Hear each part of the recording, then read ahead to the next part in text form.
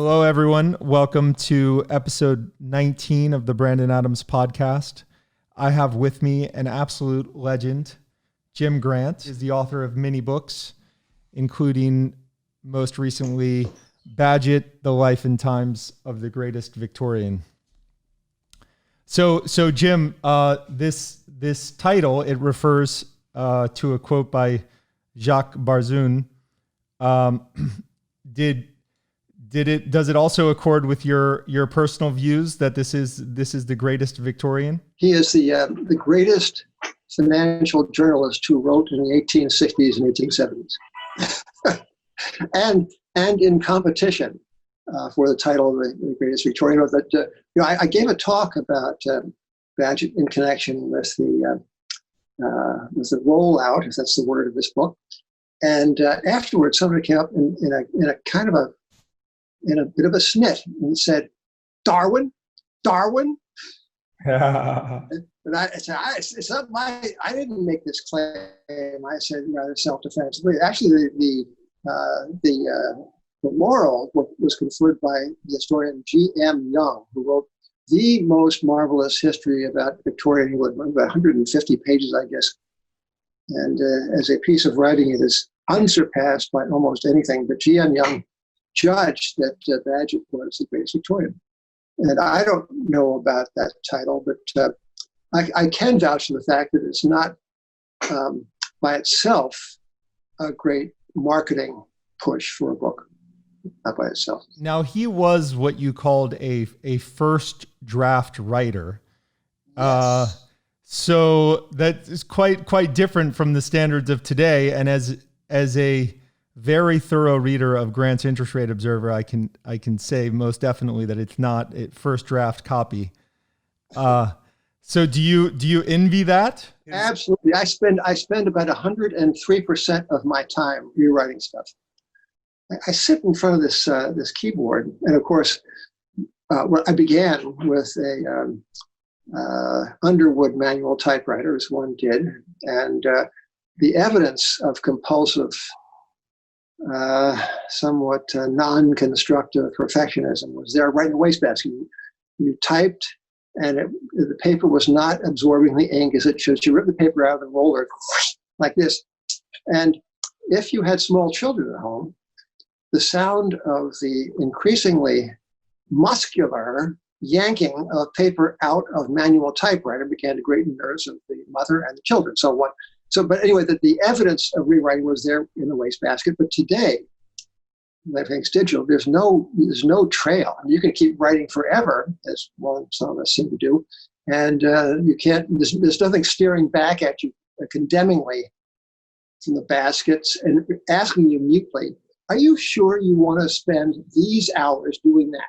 So his output was close to 200,000 words per year, maybe. Like he was somewhere over 100,000 words per year.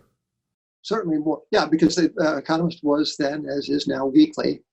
And he wrote 5,000 words. I think that's a conservative reckoning. So that's 250,000 or so. And then he wrote his books, and his books mostly were serialized. They were essays that were collected and published as a book. He was a formidable craftsman and a very, very prolific author. So I've read Lombard Street, and it is an entertaining history of the era, but it is not especially smooth. And his book writing, is it fair to say, suffered from a habit of writing first draft copy? Is that fair? Maybe, but so much of his stuff was just you wouldn't want to touch it. Not listen. I mean, I conjecture it was first draft because he wrote so much and seemed to write so easily. You know, he for example, during the financial panic of the late 1860s, and the Economist went to bed on Friday, and the panic was raging on a Friday. And Bagehot, was the vice president in charge of the family bank branch in London during this panic. And he was also in touch with William E. Gladstone, the chancellor, I think, of the Exchequer.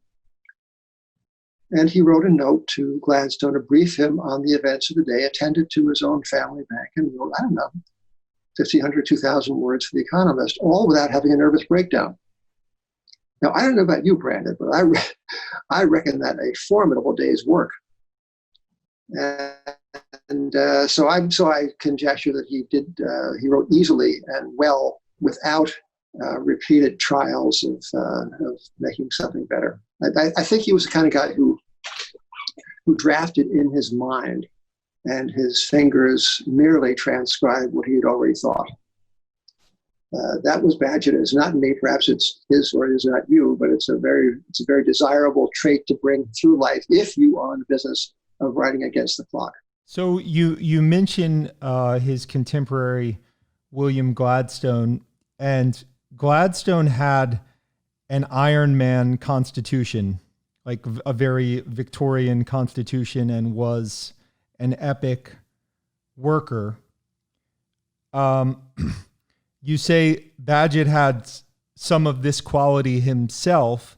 One thing that I was curious about in a reading of the book is that Bagehot's mom suffered from mental illness, and it's not clear from a reading of the book what exactly the mental illness was. And Bagehot feared that he himself might fall prey to mental illness later in life. There's no evidence that happened. Yes, he took his fiancée solemnly aside as the wedding day drew near, and he told her that, or as he was proposing, and he said, I am the son of a crazy person. He said it more roundaboutly, but he said, you should know this because if there were to be children, he said, this might be transmitted. I myself might be vulnerable. Of course, they did not have children, nor was Bagehot unstable mentally, but he grew up with this time bomb of a person in the house. She had these spells, and she would go off into the village and break a window or make a scene, and then return to normal. And it was unwillingly, to be sure, but kind of a tyrant, right? Because she had it in her power to disrupt everything in the house and to a certain degree in Langport itself. That's the village where he grew up. So it was a very, very unstable household in that regard. Now, I think she loved him dearly. He certainly was devoted to her. And Bagehot was, it must be said, was rather a misogynist, but he did not condescend to his mother. And he treated her very much as an intellectual peer. Now, are you able to speculate what the mental illness was? Was it manic depression or? Highly speculative, uninteresting. I'll just go with nuts. Nuts. Okay. You mentioned that he was a misogynist. Oh, now nobody's going to buy the book.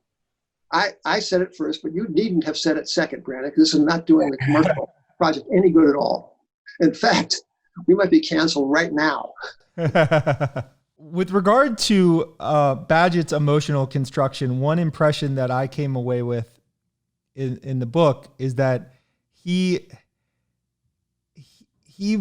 seems to have a tinge of, I don't know if you'd call it Asperger's today, we might say that, where whenever you got into something that involved emotional or moral judgments rather than purely intellectual, he seemed to struggle a little bit. Very, very perceptive reading of what I might have written if I had a little bit more confidence in the diagnosis. But he lacks self-awareness in situations involving human relations and emotion. When he was went to college in London, University College in London, because his father was a Unitarian, and Bagehot himself was kind of midway between the Church of England and Unitarianism. Anyway, he would not attest to the doctrines of the Church of England, which was then required for admission either to Oxford or Cambridge. So he went to college in London, and he took up residence in the home of a professor, and there was three or four undergraduates. And Bagehot discovered that one of his fellows in this house under the same roof was, it's not clear what he was doing, but it was not something that matched up with the Ten Commandments. And Bagehot thought about this and contemplated his duty, and then went and reported this young man's wayward behavior to the authorities, and the kid was kicked out. And Bagehot wrung his hands over this great moral dilemma. But he handled it like rather as an automaton. He saw it was wrong, therefore I do this. There was no emotional gradation. It was a peculiar episode. His childhood was marked with the same kind of thing. So I don't know. He was an odd duck personally. But people just loved being in his conversational presence. They loved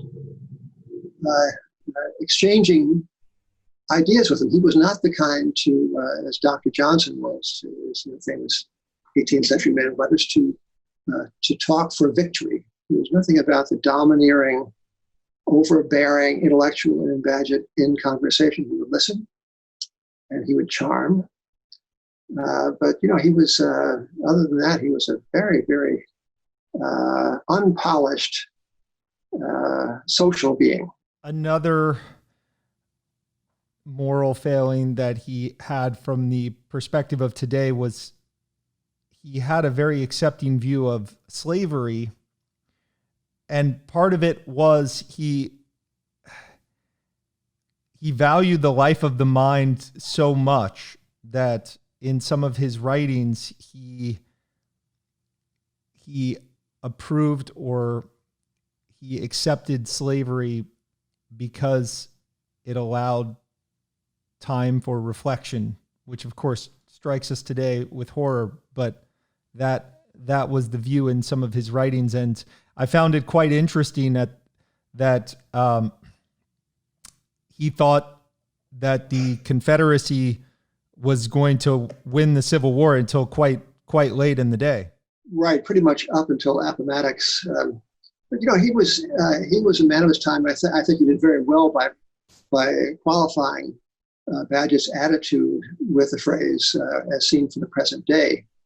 Bagehot was, he was a Whig in politics, meaning he was a man who, if not in the aristocracy himself, he was not, sympathized with the notion that the elevated classes, elevated in mind and in outlook, should be the governing elite. He thought that, for example, that the Reform Act of 1832 had the unintended consequence of abolishing some of the pocket boroughs, the boroughs that were basically uninhabited by voters, but under the control of certain aristocrats.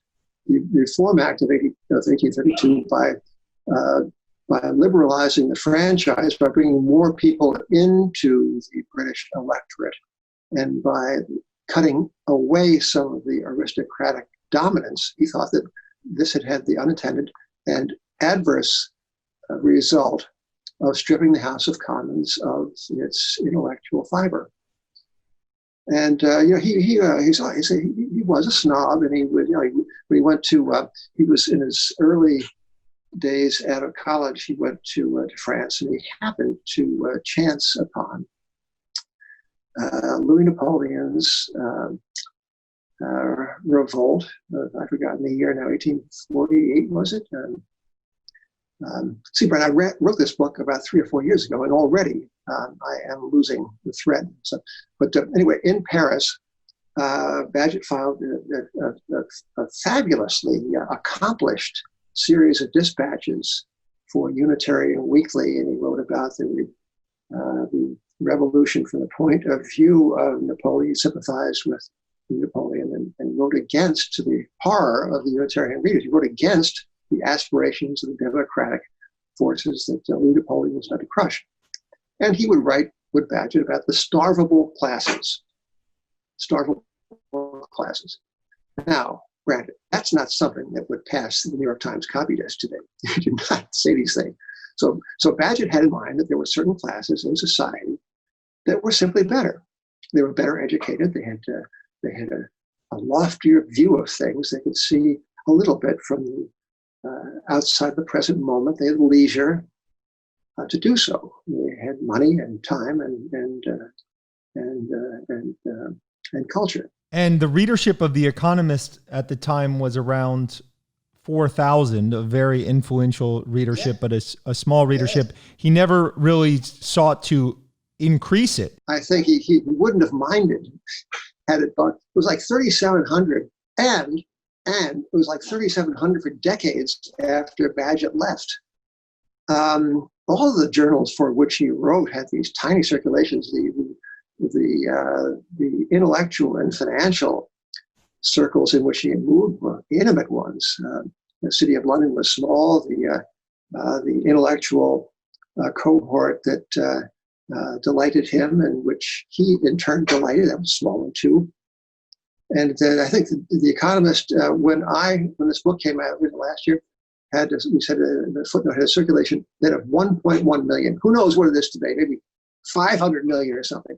But it took a long time to get beyond 4,000, which gives me, as the proprietor of Grant's Interest Rate Observer, a lot of confidence about what might happen in 100 years. Well, as we know, it's a dear subscription price, very very worthy subscription price. I've been paying it, but that might hurt. If I drop the price to 25 cents, we could do better in circulation. And by the way, I know that I'm on the clock for this podcast because I've never been to conferences that run on time, and yours run to the second. I love that. So, Bagehot, the greatest Victorian, you might put him in a league with his contemporary John Stuart Mill, who's much more famous, or a generation or two later, John Maynard Keynes. He's less known than those two, in part, as you speculate, because his name is difficult to pronounce. People read it Bagehot, and they don't see Bagehot, and they don't really know what to make of it. How do you see, what similarities do you see with, say, a John Stuart Mill and Keynes? All three of them seem to have been prodigies. They were all brilliant from an early age. Keynes was a late bloomer. He was his academic career was not especially distinguished until he got to his early 40s. But you're quite right. They were as children, certainly they were all prodigy. John Stuart Mill was a prodigy to the point of being almost troubling. I'm not sure. Brandon, if at Harvard, you taught there for many years, and you ever saw anyone come through your economics class quite like this child who had been homeschooled by his father, this formidable, rather forbidding figure who was himself a great intellectual. But I think the difference between Mill and Keynes on the one hand and Bagehot on the other was perhaps the difference in abstract intelligence. Bagehot was a journalist. His strength was description. His book, his little book on money markets, was a description. It wasn't an analysis so much. John Stuart Mill, of course, was the author of the Principles of Economics, and he was a theorist. And Keynes, I don't know. I think that Keynes, as a theorist, perhaps was somewhat more journalistic than analytical, but that's for economists to decide. I'm not an economist. But Bagehot certainly was a journalist, and his best stuff was about narrative and about texture and about insights into the human condition. He wrote an essay on Adam Smith that is just a charmer. You read it and you kind of, first thing you want to do is sit down and talk with this deceased great economist. The second thing you want to do is somehow revive him and take him home to live with your family. And Bagehot had this gift. Whoever he wrote about John Milton, he wrote about Lord Althorp. He wrote about figures that you would recognize, figures perhaps in names who you would not, but each and every one, each and every essay is a delight. Bagehot did attempt late in life to formulate a work of theory, but it didn't work. It didn't fly. So he went back, and that's when he wrote his Adam Smith essay. He put the theory aside, and he wrote this great work. So I guess I'm talking my book, Grant, but there's nothing wrong with being a journalist. One of the things I love most about this book is that it writes about a somewhat forgotten era. If you compare it to a generation or two later, where you had the Bloomsbury group, you have one of the most chronicled eras in intellectual history. In my books, I've tried to do that. I wrote a book about Thomas B. Reed, who was a Speaker of the House in the late 19th century. I was attracted to that because nobody else had done that exactly. I wrote about the Depression of 1920 and 21 because no one had taken that. So I try to pick topics that have not been written to death. A lot of people have made a very major contribution, a very good living by going back and writing the nth biography of Ulysses S. Grant, Ron Chernow just done, or Churchill. You just need to write Bagehot the musical.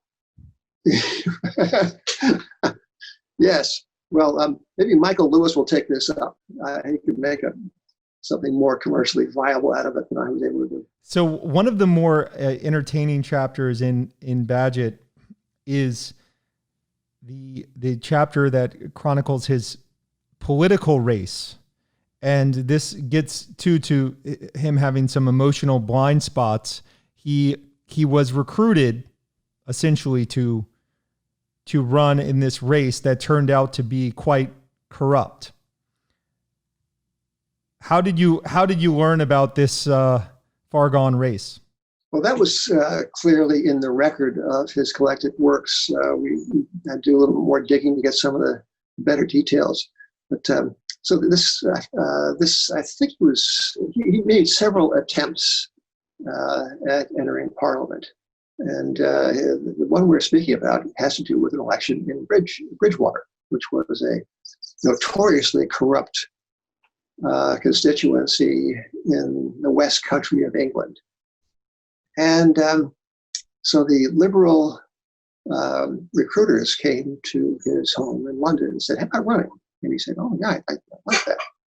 And he said, "Of course, it's going to be clean." They said, "Of course, it will be clean." And Bagehot had to put up some money, and he did that, campaign expenses. And Bagehot was a very self-conscious and rather nervous and slightly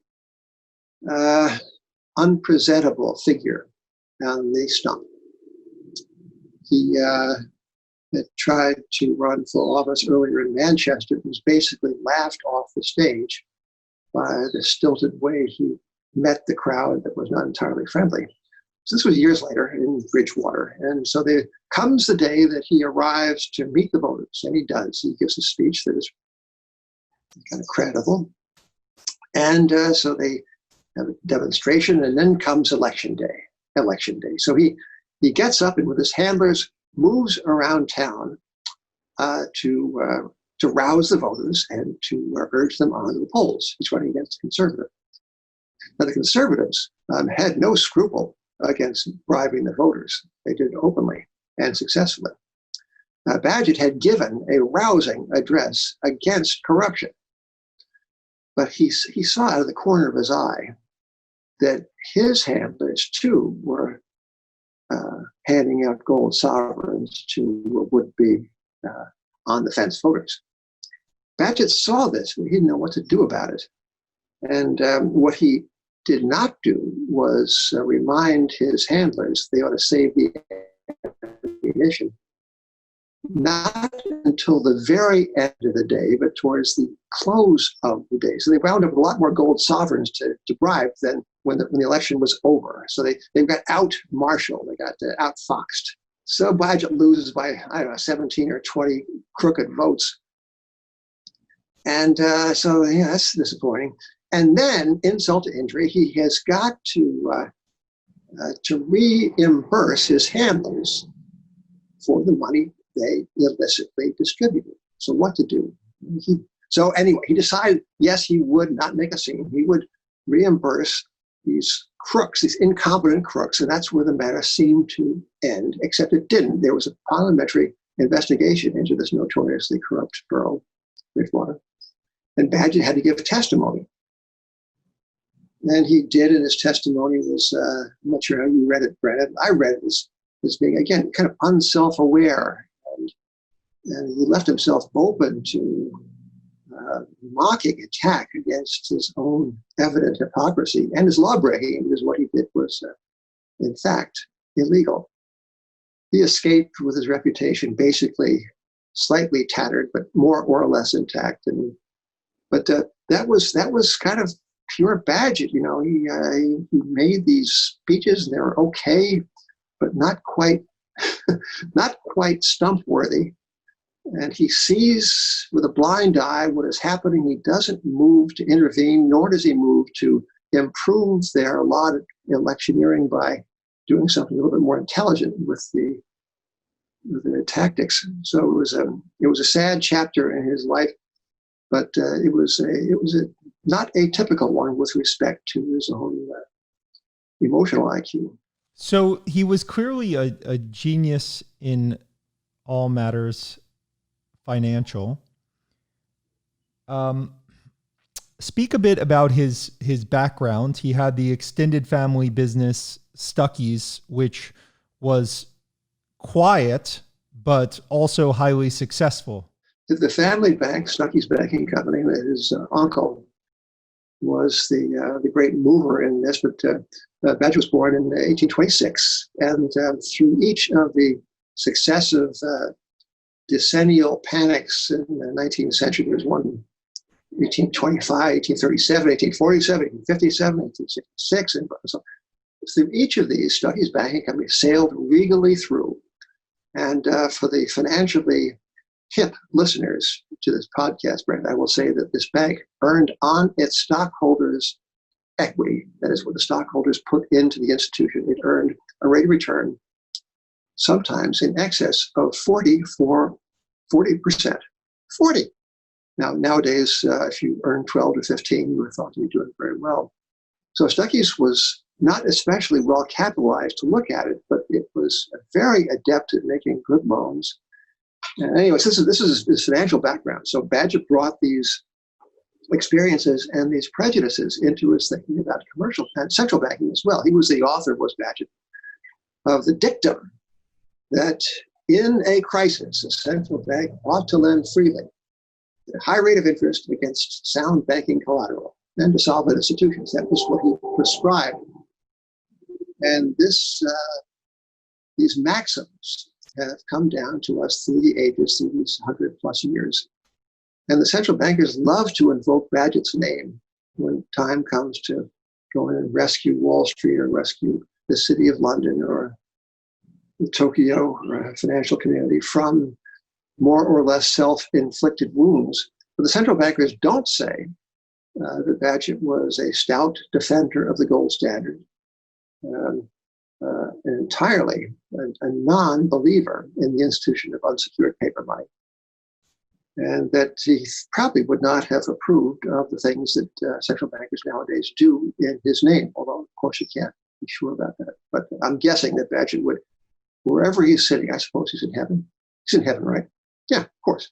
But he is looking down with disapproval rather than approbation at what the central bankers have done in the name of Walter Bagehot. The Economist was not, well, it was very successful economically for a media publication, but it wasn't bringing in a lot of money. Yes, for its scale. But he was moving in high circles, so he wasn't he wasn't making a lot of money from The Economist. So it was, roughly speaking, half of the money coming from his Stuckey's dividends and half coming from The Economist. So he, on the one hand, you note that The Economist, or rather he noted that The Economist was the only financial publication of the day that didn't accept bribes, that didn't tout. Right. Yeah. But on the other hand, he did have this conflicted situation where he was the owner of a bank and he wrote about banks, and that created some interesting conflicts and possibly. Oh, yes. Yeah. Well, there was this phrase, parenthetical phrase, to declare an interest. That's what the Brits say in the newspapers and in the magazines when they are about to write about something in which they are personally affected, right? To declare an interest, comma. That phrase was not current in the 1860s and 70s in London. There's an entirely different approach to what was a conflict of interest and what was not.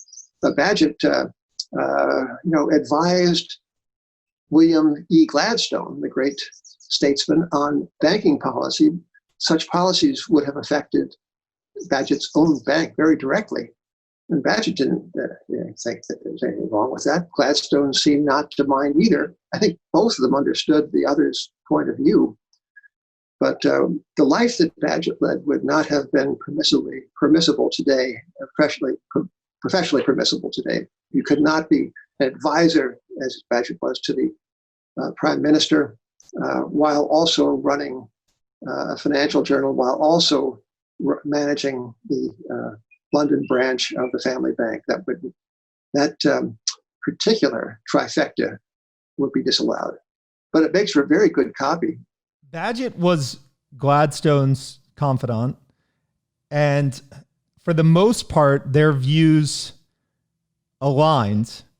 And then a bit later in his career, Benjamin Disraeli was the prime minister, and they did not align in views or temperament. And I found it quite interesting to contrast the histories, the early histories of Bagehot against Disraeli. Yes, Disraeli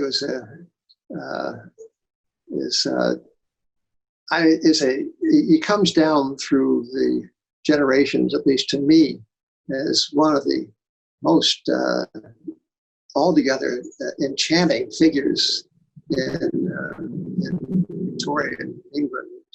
He's kind of a little bit of a rascal. I think not a scoundrel, but a rascal.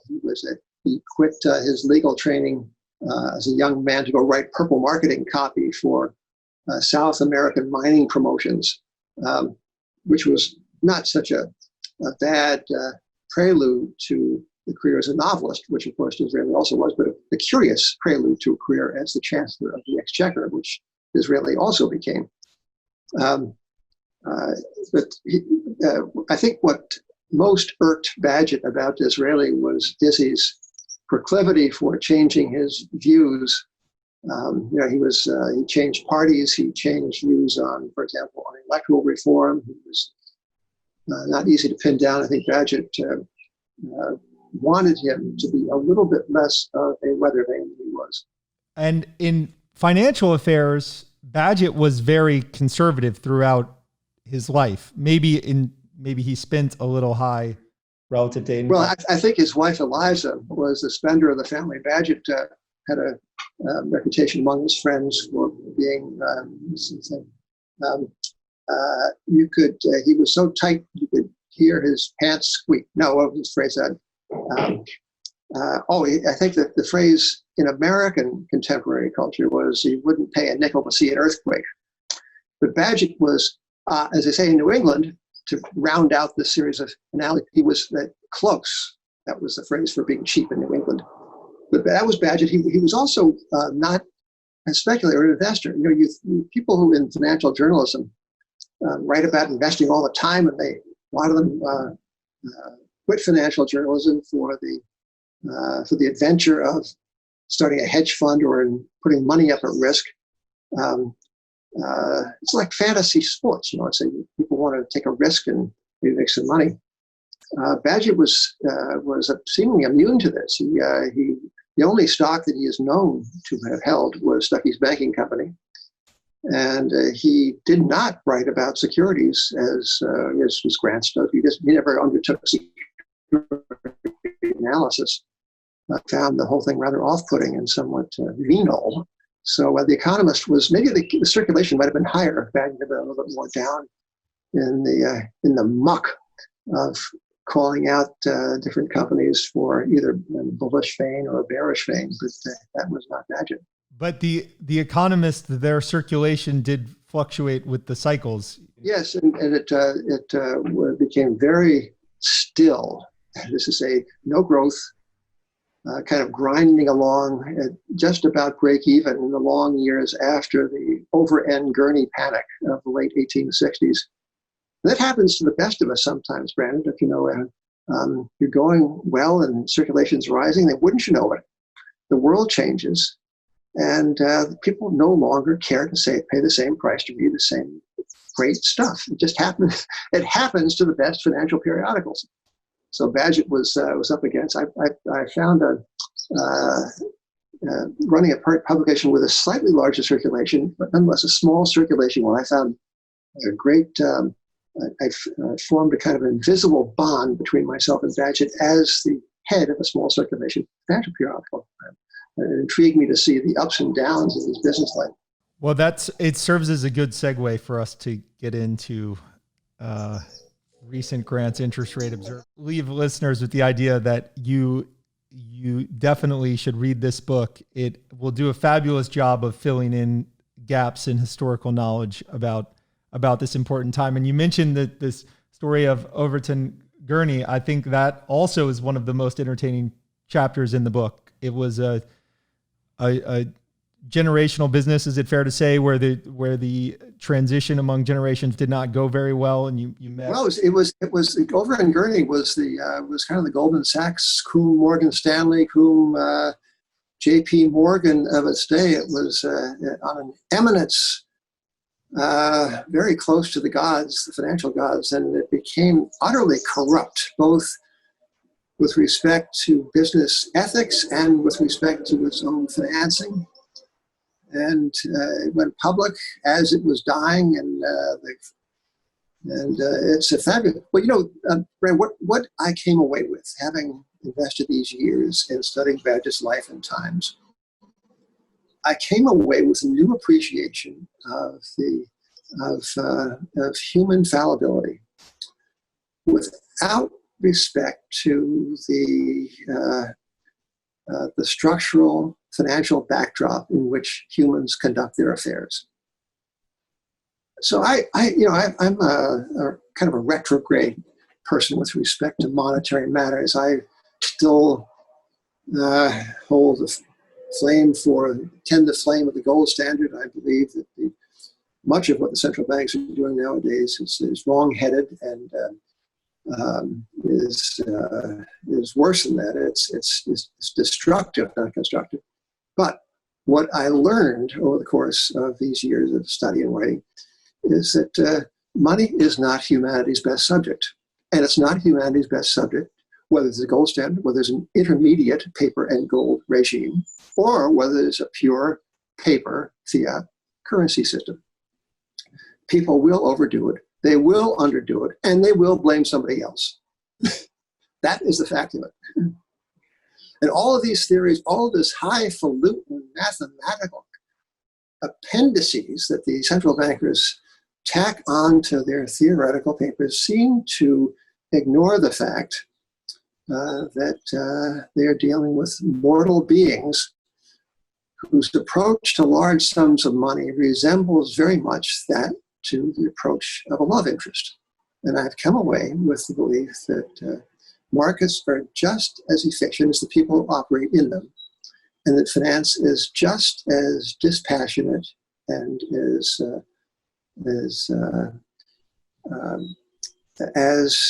is the interaction between the sexes or among the many sexes.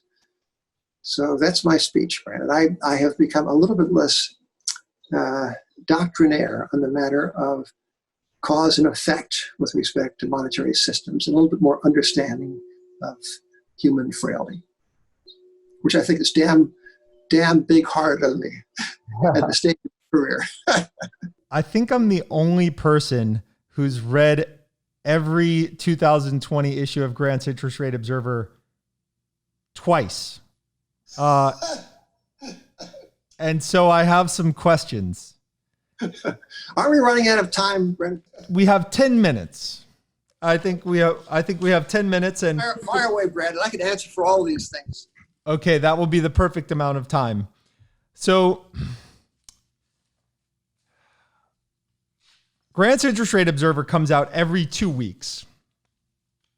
And usually that's just right for a deep diving publication. Now, at this time, things are moving so fast that one has to resort to the daily Grant's emails. Things are really moving quickly. But one line that you had soon after the April 9th interventions, which had the Fed getting into junk bond ETFs and other matters that they had not previously entered, you said the opening line was, the federalization of American finance didn't come of a clear blue free market sky.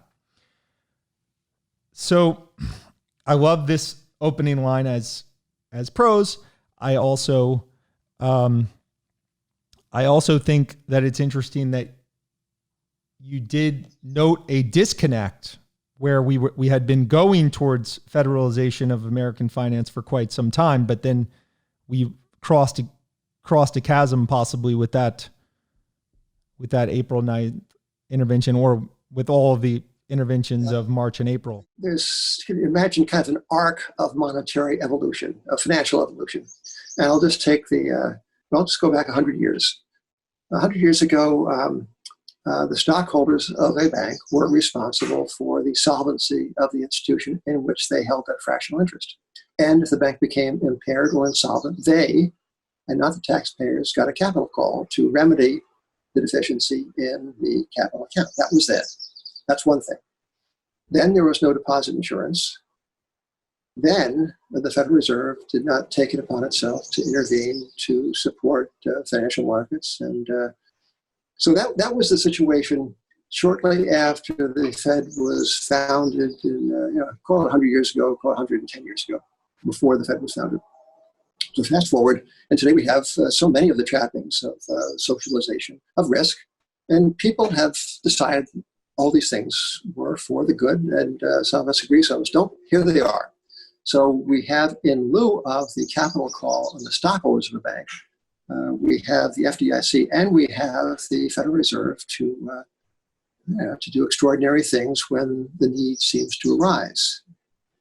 And we have markets that are very largely under the, if not the control, under the influence of central bank policies with respect to interest rates. And as of March and April of this year, we have a newly intrusive central bank that is directly supporting through these kind of the Statue of Liberty play, right? It has these special purpose vehicles that the Treasury has financed, and the Fed has little off-balance sheets. But anyway, the Fed basically is now supporting the corporate bond market, as well as the government bond market, as well as the mortgage market, as well as the junk bond market. And it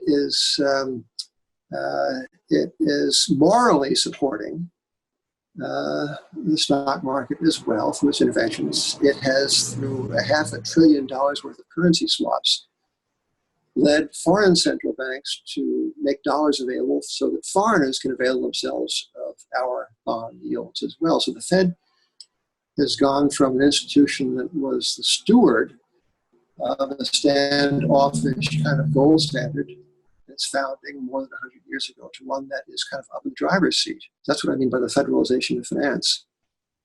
And as I say, I think it's an immense, profound change in our markets and in our political lives as well. I mean, markets are political things as well as financial ones. And we have kind of elided into this. I don't recall an election in which these things recently came up for a vote.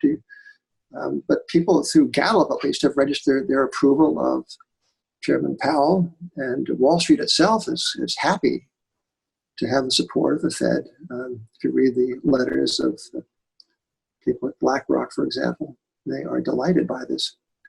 So here we are. It is the government's market. It's the government's yield curve being the alignment of the array of interest rates over time, 3-month treasury bills out to 30-year bonds. That is controlled by the government. So it's a socialized financial regime, and very few people say that name, but it's true. With Powell, there was a famous press conference in early December 2018 where the market tanked maybe 900 Dow points over the course of Powell's press conference, and he spoke at length and didn't seem to have any instinct to cater to financial markets, and financial markets cratered through the rest of the month. And then you had the famous Powell pivot in January of 2019. And then, having pivoted, he went to extremes that brought him to March and April of this year. So do you have any insight into how Powell transitioned from like a Martin Feldstein, Ecton kind of fairly conservative guy into this? Don't pretend to know what he was thinking or how he came to think what he has evidently thought. But you can imagine yourself in his place. And Donald Trump is tweeting against you. The Wall Street Journal is editorializing against you. Stan Druckenmiller would like you to re-examine your premises. And the market is telling you that you are wrong. And so that's pretty potent opposition. So that may be helped to account for this change of mind in January of 2019. But I think that the backstory to this is very important. Take it back to the 2007, 8, and 9 Fed moves that seem to have institutionalized very low interest rates and increasingly very heavy financial leverage, meaning a lot of debt in the corporate world. So once the structure of American business becomes very heavily encumbered with debt, businesses lose a little bit of their flexibility. Then as debts build, they lose more, and presently, or at length, they lose a lot. They become susceptible to changes in growth rates of the economy and rates of increase in their own income. They're a little less resilient in the face of adversity. So if things slow down, they have less margin between prosperity and not prosperity. And finally, if you're very heavily leveraged, a very small margin between solvency and insolvency. So markets, I think, are less capable of absorbing shocks than they were without rippling consequences of insolvency. And I think whether the Fed acknowledges this explicitly, they know it intuitively. In fact, the president of the Dallas Fed, was in 2018 or 19, the latest, said, President Kaplan said, we should not raise, he's speaking for the board, perhaps he said we should not raise our rate because corporate America is so heavily indebted. Well, how did it become indebted? It became indebted because interest rates were so low that you could not really turn down the temptation to borrow money and with the proceeds of those loans go repurchase stock, get the stock price up. Most of these executives are paid with stock options as well as compensation in cash. So corporate America underwent a terrific change in financial structure, right? All these stocks are repurchased with all this debt thanks to low interest rates. And the Fed, now needless to say, was one of the instruments of imposing these low interest rates. Maybe the Fed has it in the back of its mind that it is responsible for the state of the collective American balance sheet, certainly in the corporate realm, very encumbered. In any case, the Fed is now, I think, it's got a tiger by the tail. It doesn't like the way things feel when stocks go down a little bit. It is quick to pounce with new stimulus. New stimulus means more debt. More debt means more fragility. More fragility means more interventions. More interventions bring more debt, and on we go. So my question is, where does it end? Where does it end? Lower rates, no rates. More debt, still more debt. Then what? It took us, as long as I'm on this rant, Brendan, it took the United States 192 years to amass its first trillion of national debt. 192, from 1789 to 1981, I think. We are adding 1 trillion of public debt a month. Now it's up to 25.5 trillion. And so people will say, well, isn't it necessary? What is the alternative? I'm not going to get into it. I don't know about that. But what an investor must ask is, what are the consequences of these actions, well-intended or not? It doesn't matter what the intentions are. It matters what the outcomes are. It matters what the financial outcomes are. It matters to investors what the financial outcomes are. That's what we try to look at.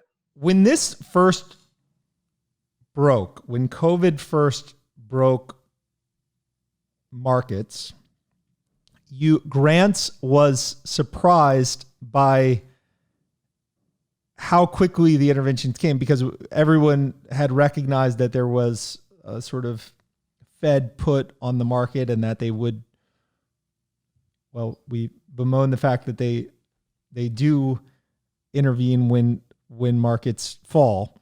But this intervention came quickly. So in the first week of March, when the S&P was down 10%, you had an emergency cut, and Grants noted perhaps they could have waited till the regularly scheduled meeting.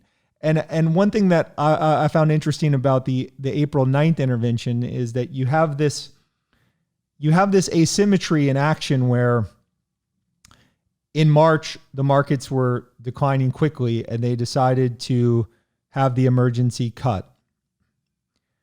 But then in April, they decided to do the extreme intervention where they were buying junk bond ETFs and the like on a Thursday, and Monday through Wednesday, the S&P set records on an absolute tear.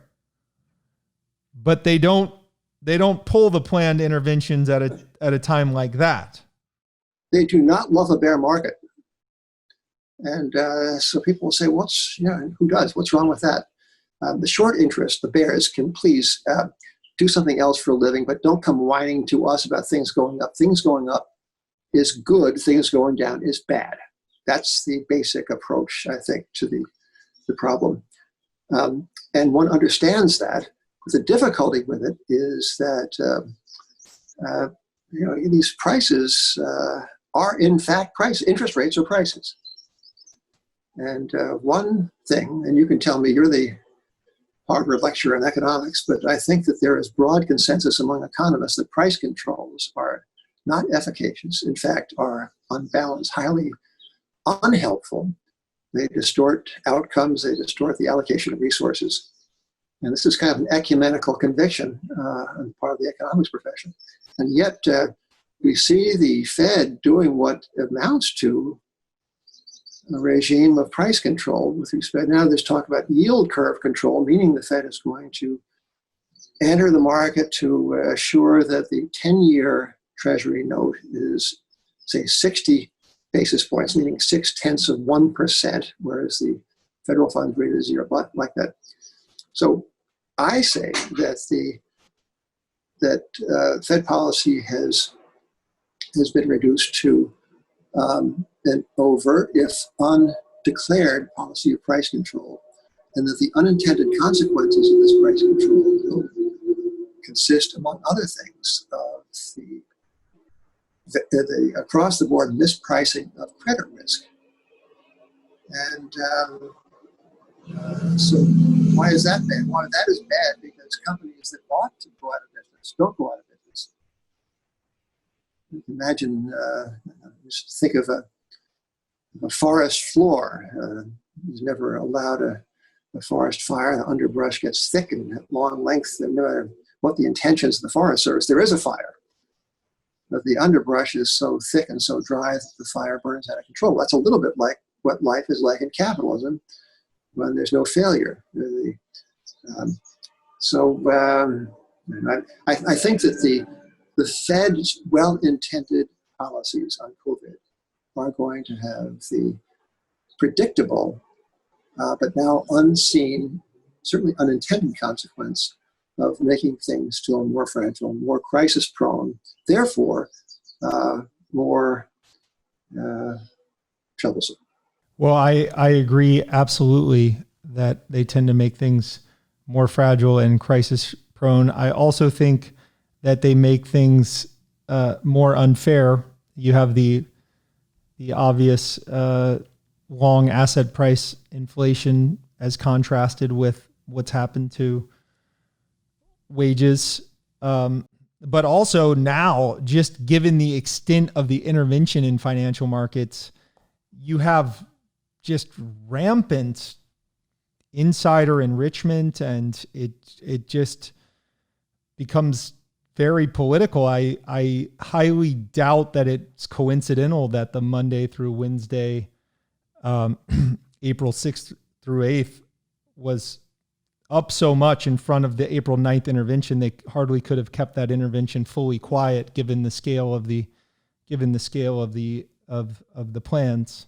But Donald Trump was all about the stock market, right? He campaigned kind of against the Fed. We have a very false economy. Let me in, I'll make things right. So he comes in, the Fed is even more omnipresent.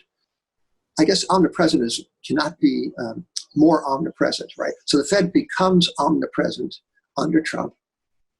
And but notice the disparity between what is seeming to happen on Main Street and what is visibly happening on Wall Street. Now, there are a lot of times in the past where the stock market turns out to be a very foresighted creature. Just when you think that Main Street is telling you the true story, Wall Street, it turns out, has seen the future and has discounted it through price action. That has happened a lot.